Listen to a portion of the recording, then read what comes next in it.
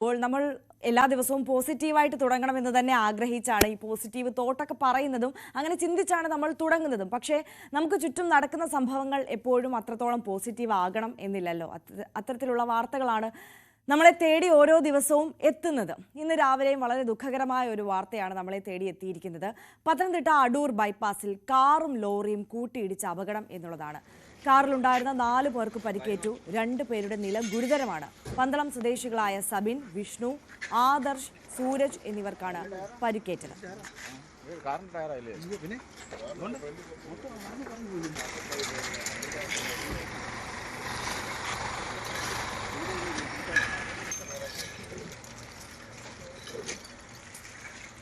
ശശിനാരായണൻ കൂടുതൽ വിവരങ്ങളുമായി ചേരുകയാണ്. ശശിനാരായണൻ, വളരെ ദുഃഖകരമായ ഒരു വാർത്തയാണ് രാവിലെ തന്നെ നമുക്ക് കേൾക്കേണ്ടി വന്നത്, അല്ലെ? വലിയൊരു അപകടമാണ്. ആ ദൃശ്യങ്ങളിൽ നിന്ന് തന്നെ വ്യക്തമാണ്. എങ്ങനെയുണ്ട് ഈ 4 പേരുടെയും ആരോഗ്യനില?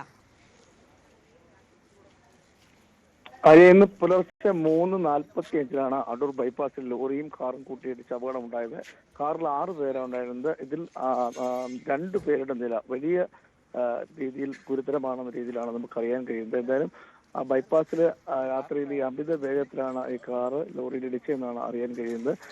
ഡ്രൈവർ കാർ ഓടിച്ച ആൾ ഉറങ്ങിപ്പോയതോ എന്തെങ്കിലും അത്തരം കാര്യങ്ങൾ വല്ലതുമായിരിക്കും അപകടത്തിന് കാരണമെന്നാണ് പോലീസ് പറയുന്നത്. എന്തായാലും 6 പേരാണ് കാറിൽ സഞ്ചരിച്ചതിൽ 2 പേരുടെ നില അതീവ ഗുരുതരമായി തുടരുന്നു. എന്തായാലും ഇന്നലെ രാത്രി, അതായത് ഇന്ന് പുലർച്ചെ 3:40 ഇത്തരമൊരു അപകടമുണ്ടായത്. പന്തളം സ്വദേശികളായ കാറിൽ സഞ്ചരിച്ച പന്തളം സ്വദേശികളായ സുബിൻ, വിഷ്ണു, ആദർശ്, സൂരജ് എന്നിവർക്കാണ് പരിക്ക് ഏറ്റുള്ളത്.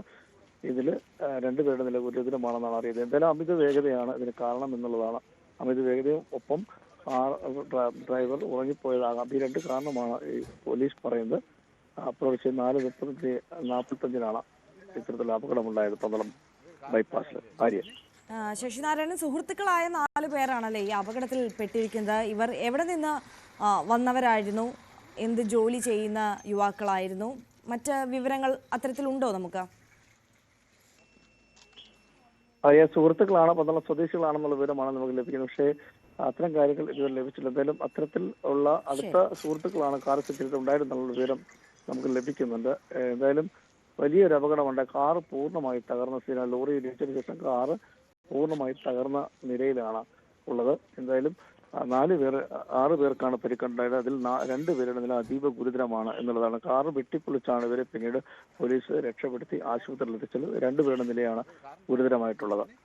ശരി, ശശിനാരായണനാണ് വിവരങ്ങൾ നൽകിയത്.